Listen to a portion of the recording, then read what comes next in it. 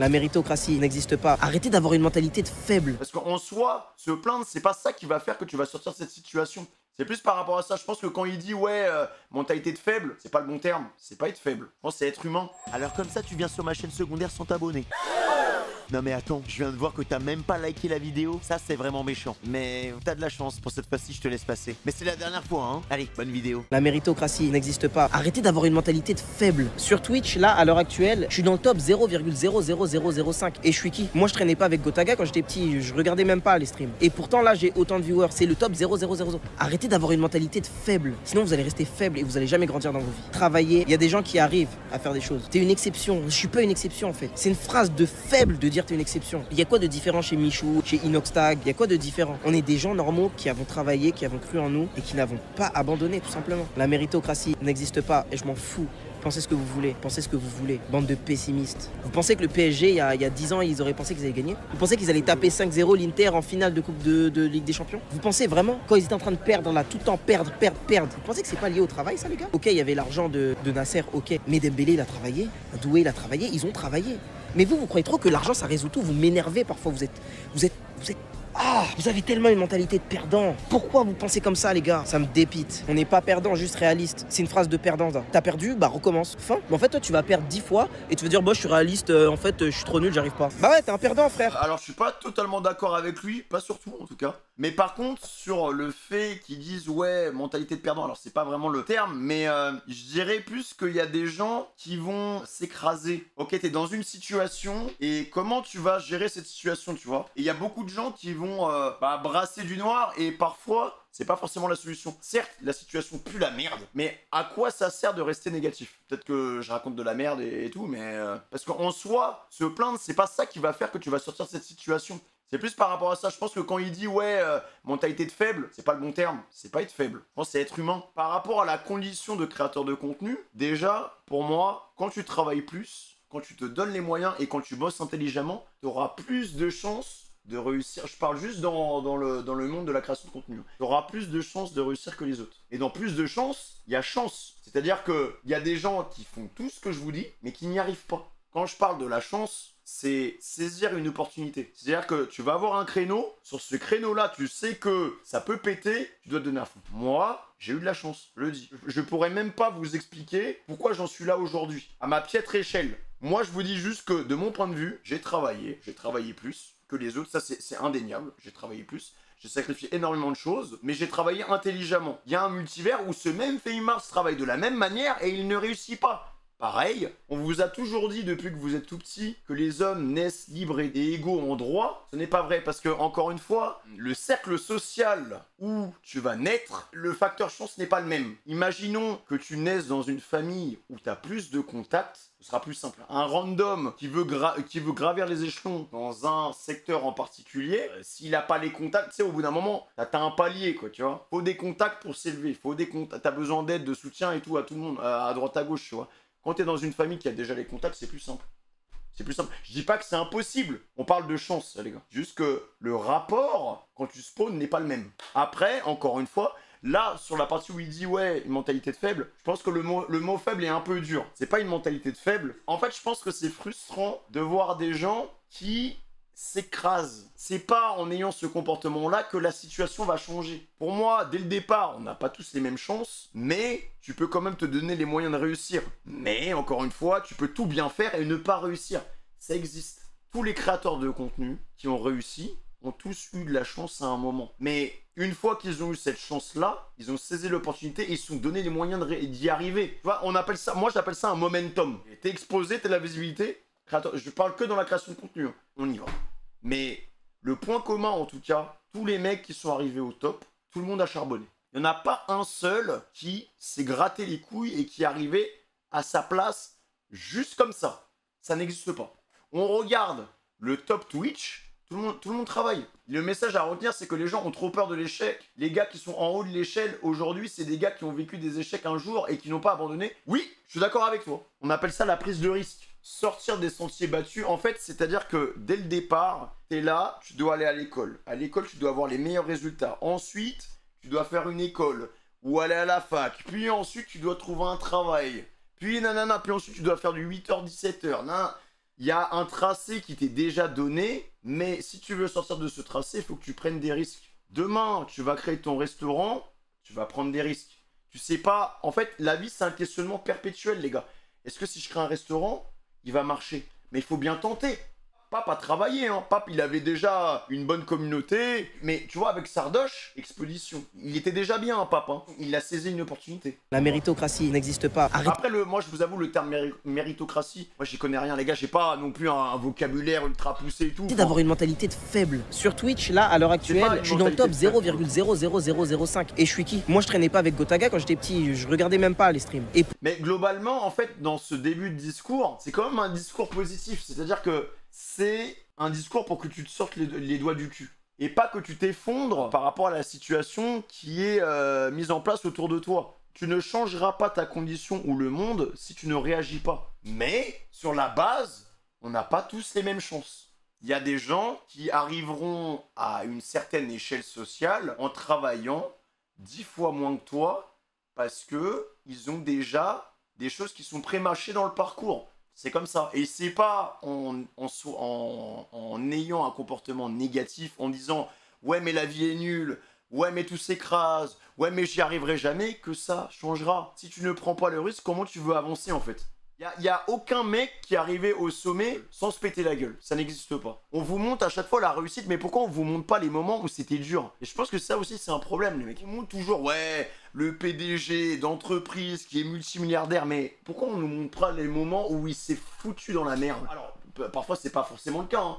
Des fois, t'as des mecs qui réussissent direct, mais pourquoi on montre pas les moments où les gens s'effondrent, mais ils continuent? Il y a des gens qui ne peuvent pas prendre de risques, je suis d'accord. C'est ce que je disais, en mode, l'échelle sociale, et tu ne peux pas. C'est en fonction de certaines personnes. Mais en quoi le fait de se plaindre, ça va changer la situation? Genre, t'as une famille, tu sais qu'à la fin du mois, c'est un peu compliqué. Est-ce que tu peux te permettre de prendre des risques et d'ouvrir un restaurant et... Tu vois? Parce que derrière, il y a la vie de ta famille qui peut en pâtir. Comment tu vas joindre les deux bouts à la fin? Ça dépend de la condition de chacun. Tu peux faire les choses intelligemment pour un jour le faire. Encore une fois, l'exemple du restaurant. Tu dois te priver. C'est-à-dire que tu travailles tous les jours, mais tu sais que sur ton salaire, tu vas mettre 60% de ton salaire de côté et tu vas te priver. C'est-à-dire que pendant 1 an et demi, 2 ans, tu vas manger que des pâtes à l'eau, du riz, des trucs vraiment low cost au minimum pour mettre de côté pour un jour pouvoir espérer prendre ce risque-là, tu vois. Mais il faut sacrifier des choses, les gars. Le monde n'est pas du tout pareil s'il y a des gamins, des gens en jeu, les mecs. Chaque cas est individuel, mais dans tous les cas, je pense que le fait d'être négatif avec soi-même, ça va pas te donner forcément les clés pour faire en sorte que ta situation change. Le fait de se plaindre, ça va pas changer ta situation. pourtant là j'ai autant de viewers, c'est le top 0,000. Arrêtez d'avoir une mentalité de faible, sinon vous allez rester faible et vous allez jamais grandir dans vos vies. Travaillez, il y a des gens qui arrivent à faire des choses. T'es une exception, je suis pas une exception en fait. C'est une phrase de faible de dire t'es une exception. Il y a quoi de différent chez Michou, chez Inoxtag? Il y a quoi de différent? On est des gens normaux qui avons travaillé, qui avons cru en nous et qui n'avons pas abandonné tout simplement. La méritocratie Là-dessus, je suis d'accord avec lui. n'existe pas. Mais après, dans notre cas, c'est différent. Franchement, les mecs, on a eu de la luck. On a augmenté notre pourcentage de luck, les gars, parce qu'on s'est donné les moyens d'avoir cette opportunité. Mais quelqu'un qui travaille peut très bien ne pas y arriver, hein. Pas, et je m'en fous. Pensez ce que vous voulez, pensez ce que vous voulez. Bande de pessimistes. Vous pensez que le PSG, il y a 10 ans, ils auraient pensé qu'ils allaient gagner? Vous pensez qu'ils allaient taper 5-0 l'Inter en finale de Coupe de Ligue des Champions? Vous pensez vraiment, quand ils étaient en train de perdre là, tout le temps perdre, vous pensez que c'est pas lié au travail, ça, les gars? Ok, il y avait l'argent de Nasser, ok. Mais Dembélé, il a travaillé. Doué, il a travaillé. Ils ont travaillé. Mais vous croyez trop que l'argent, ça résout tout. Vous m'énervez parfois. Vous êtes Alors attends, j'ai pas compris la deuxième partie. Vous pensez que le PSG, il y a 10 ans, ils auraient pensé qu'ils allaient gagner? Vous pensez qu'ils allaient taper 5-0 l'Inter en finale de Coupe de Ligue des Champions? Vous pensez vraiment, quand ils étaient en train de perdre là, tout le temps perdre, vous pensez que c'est pas lié au travail, ça, les gars? Ok, il y avait l'argent de Nasser, ok. Mais Dembélé, il a travaillé. Doué, il a travaillé. Ils ont travaillé. Mais vous croyez trop que l'argent, ça résout tout. Vous m'énervez parfois. Vous êtes... vous avez... Bah là, pour le coup, en vrai, je comprends le délire en mode... les mecs se sont donné les moyens. C'est sûr qu'avec... dans le sport, tu peux travailler et y arriver, tu vois. Mais comme dans le sport, parfois, les meilleurs joueurs dans leur discipline, si c'est des sports collectifs et tout, c'est pas forcément ceux qui vont avoir le plus de titres. Hein. Enfin, la comparaison, c'est pas... Je comprends l'idée qu'il veut faire, mais c'est peut-être pas la meilleure comparaison. J'ai tellement une mentalité de perdant. Pourquoi vous pensez comme ça, les gars? Ça me dépite. On n'est pas perdant, juste réaliste. C'est une phrase de perdant. T'as perdu, bah recommence. Fin. Mais en fait, toi, tu vas... Ah, en vrai... En fait, les gars, le truc, c'est que moi, je suis d'accord avec lui. Enfin, j'ai expliqué mon propos, tu vois. Mais on est sur une vision assez simple de la chose, tu vois. Tu te casses la gueule, recommence. Mais parfois, c'est pas forcément possible de le faire tout de suite, tu vois ce que je veux dire. En fait, faut pas le prendre premier degré. C'est plus la valeur et le message qui est bon. En soi, c'est une bonne fondation, tu vois, derrière. La réalité des choses fait que c'est pas si facile que ça. C'est pas impossible. Pour moi, c'est une question de volonté. C'est en mode, ok, t'as flop... Mais si t'as vraiment envie d'y arriver, bah recommence. Et peut-être que tu vas reflopper. Mais est-ce que tu peux te permettre de recommencer? Parce qu'un gars, on va reprendre... J'aime bien cet exemple de con, hein. Tu montes un restaurant, tu te pètes la gueule. Est-ce que tu vas réouvrir un autre restaurant derrière? Il faut du temps. Faut que tu reprennes un travail. Tu remettes des fonds de côté. Reproposes un projet de financement par rapport au restaurant. Voilà, t'as certainement des dettes parce que ton restaurant il a floppé. Donc, je sais pas. En fait, c'est compliqué. Tu vas perdre 10 fois et tu vas dire, bah, je suis réaliste. En fait, je suis trop nul, j'arrive pas. Bah ouais, t'es un perdant, frère. En fait, l'idée, c'est de ne pas abandonner. Donc, t'as foiré, mais garde quand même ça en tête. Ton rêve n'a pas pu se concrétiser, tu as échoué à ce moment-là, garde-le en tête et recommence plus tard, quand tu pourras. En vrai, la phrase, elle est belle, là. Parce qu'il faut pas non plus se mettre dans la merde, les gars. Et n'oubliez pas, c'est triste à dire, mais moi, j'ai du mal à me comparer aux autres parce que je considère qu'on est des privilégiés dans notre domaine. Donc, certes, on a fait en sorte d'y arriver, mais ça aurait pu ne jamais arriver, les gars. Et oui, j'ai pris un risque. J'ai tout arrêté pour me lancer là-dedans. Mais si ça avait pas marché, si ça avait pas fonctionné, j'aurais retravaillé pendant X années pour remettre de côté, pour retenter. Parce que là-dessus, j'aurais jamais abandonné ça, je le sais. Et si j'avais reflopé, pareil. Rebelote. Alors que peut-être que t'as des gens qui auraient arrêté et qui auraient pas forcément eu le courage de se relancer dans un projet comme ça, quoi. Parce que chaque expérience est bonne à apprendre sur soi. Et là, t'aurais foiré une première fois, ok, qu'est-ce qui va pas? Tu prends du recul. Pourquoi j'ai foiré? Qu'est-ce qui a merdé? Est-ce que ça, j'aurais pu le faire différemment? Mais quand tu réussiras, bah, tu te diras, ah, putain, j'ai bien fait de pas abandonner, t'auras juste perdu du temps. Et en soi, t'auras pas vraiment perdu de temps parce que t'auras acquis de l'expérience. Après, même avec le courage, si t'as 35 ans avec des enfants, tu peux te permettre de retenter. Ça dépend comment tu fais les choses. Mais les gars, rien n'arrive sans sacrifice. Et là, c'est pas une histoire de... Me parlez pas de méritocratie ou je sais pas quoi. Tout ne peut pas être parfait dans ta vie. Tu vas devoir forcément, à un moment, laisser de côté quelque chose si tu veux y arriver. Quand tu travailles, tu vas laisser de côté des choses. À part les gens qui ont déjà tout, la cuillère en or dans la bouche. Ça constitue encore une fois un mini échantillon de la population, les gars. C'est des gens qui sont nés... Alors, encore une fois, c'est pas dénigrant ou je sais pas quoi. Hein. On ne choisit pas sa famille. Quand t'arrives à un certain stade social, c'est plus simple d'accéder à des portes que d'autres personnes. Voilà, c'est tout. Les gens ont pris le somme dans ce qu'il a dit. Mais je comprends pas, La méritocratie, c'est l'idée que chacun peut réussir selon son talent et ses efforts, peu importe son origine. En gros, quand on veut, on peut. Mais ce principe est une illusion qui repose sur une idée d'égalité, des chances, le parcours de... Genre, Pape a pas moins travaillé que les autres. De toute façon, tous ceux qui ont réussi, on va voir le top, hein, les gars. Hein. En fait, les deux camps ont raison. Pape, pour moi, il a jamais dit que si tu travailles, tu vas forcément y arriver. T'auras plus de chances d'y arriver. Faut être réaliste, on peut vraiment pas tous réaliser ses rêves. Frérot, moi, mon rêve, c'est d'aller sur Mars. Je pense pas que demain, je pourrais y aller, quoi. Après, il y en a, vous avez des rêves de fou aussi. Moi, j'aimerais me faire inspirer par un trou noir et voir ce que ça fait. Abuse le rêve. On va s'arrêter à la première page, donc le top 50. Donnez-moi une personne qui n'a pas travaillé. À Nîmes, mais c'est même pas vrai. C'est même pas vrai, les gars, vous vous basez sur quoi pour dire ça? En fait, indéniablement, à cette échelle-là, si tu veux garder ce que tu as et continuer de bâtir et de construire, tu travailleras tout le temps. On dit pas que les gens ont pas travaillé, juste que c'est pas parce que tu travailles que tu réussis pas. Mais c'est exactement ce que je dis de Tri. Hein. Genre, il y a un multivers où Papsan ne réussit pas. Comme t'as des gens, les refs, qui ont très bien réussi, parce qu'encore une fois, moi, je prends que la parenthèse création de contenu. T'as des gens qui ont réussi, mais qui ont disparu. Parce que le plus important pour moi aussi, c'est de réussir et de rester. Ça sert à rien de réussir et d'être là 1 an et après t'es plus là, quoi, tu vois. Ou 2 ans et après t'es plus là. Vous savez que même le fait d'être premier dans son secteur, c'est une chance. Hein. Imaginons, il y a une niche, t'es le premier à être dans cette niche-là, c'est une chance. Genre, par exemple, le fait d'avoir été dans les premiers streamers, c'est une chance parce que t'arrives dans un rinté où il n'y a personne. être l'un des premiers à exploiter YouTube côté gaming, c'est une chance. Gotaga par exemple, il est là depuis grave longtemps. Squeezie pareil, tous ces gens-là ont eu de la chance à un moment. Que ce soit dans le timing d'approche, que ce soit sur des concepts, que ce soit... Enfin, voilà. JL Tommy, par exemple, RP, si je dis pas de bêtises, bah il a bien saisi son opportunité, il a tout donné. Faut arrêter de dénigrer les gens aussi qui arrivent à saisir des opportunités, parce que après, avec la force qu'il a reçue, il a été capable, et il est toujours capable de faire autre chose. Mister MV, l'un des premiers streamers aussi, le gars. L'un des premiers streamers avec JVC, tout ça, il s'est bâti sa communauté, voilà. Mais il y a un créneau. Et tu fais partie des pionniers, tu fais partie des premiers. Antoine Daniel, bah créneau du What the Cut, l'un des seuls formats, l'un des seuls youtubeurs à le faire. Fallait débuter YouTube début année 2000, les gens ont pas mal percé sur le long terme. T'as plein de youtubeurs, les gars, parce que là on parle de streamers. Il y a plein de youtubeurs qui sont restés sur YouTube. Là c'est difficile d'englober toutes les notions de l'influence, parce que t'as streamer, youtubeur, snapchatter, tiktoker, enfin là on parle que de Twitch. Mais en tout cas un streamer qui est parti de zéro et qui a réussi à arriver au sommet juste avec Twitch, je crois que j'en connais aucun, hein. À part ceux qui étaient dans les premiers, les Mister MV, avec Eclipsia, voilà quoi. GL Tommy?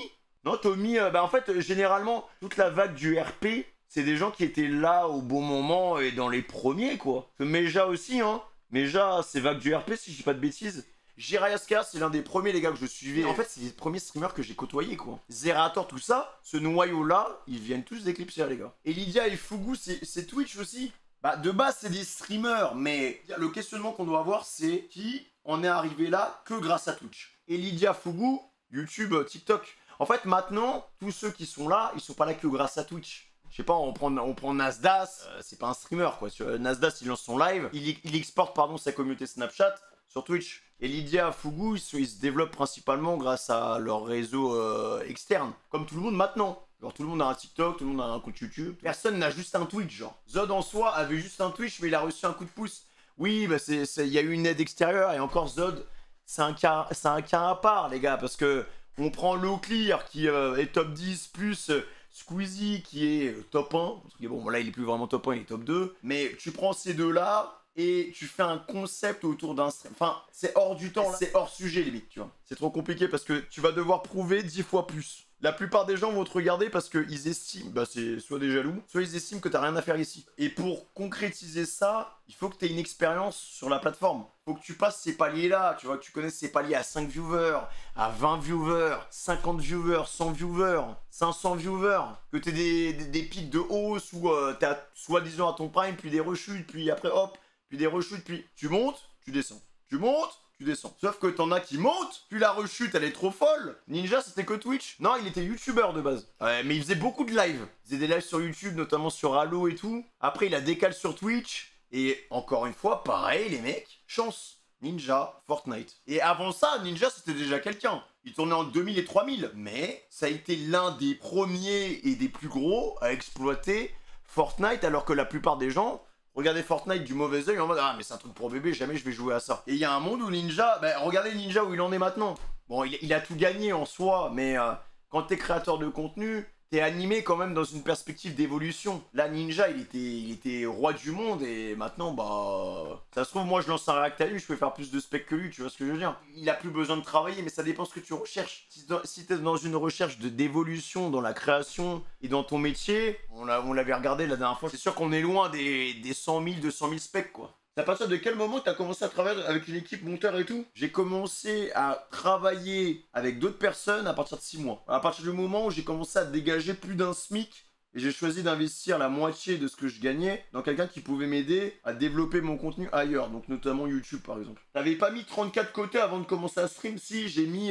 j'avais économisé pendant des années pour me permettre de me lancer dans la création de contenu pour chaque mois pendant 2 ans me dégager un SMIC. C'est-à-dire que j'ai économisé, je sais plus j'avais économisé combien, parce que je savais qu'un jour j'allais me lancer. Je voulais pouvoir m'acheter de la bouffe, vivre un minimum sans me mettre la pression en mode ah mais attends mais il faut absolument que je concrétise rapidement dans la création de contenu et que j'arrive à dégager de l'argent. Voilà, je savais que pendant 2 ans, il n'y avait pas le côté financier. C'était important pour moi quand même de bien faire les choses avant de me lancer pour avoir quand même un rideau de sécurité quoi. Donc très intéressant, je pensais que c'était une vraie vidéo mais en fait non c'est pas une vraie vidéo, c'est un petit clip et voilà quoi.